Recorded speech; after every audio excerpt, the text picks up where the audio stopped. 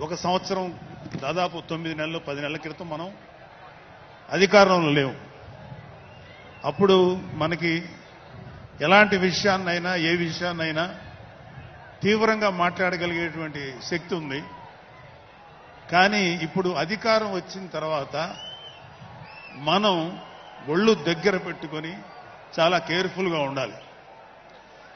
అలా ఒళ్ళు దగ్గర పెట్టుకోకుండా నోటికొచ్చినట్లు మాట్లాడితే ఏం జరుగుతుందో మనందరం కళ్ళారా చూస్తున్నాం. ఇవాళ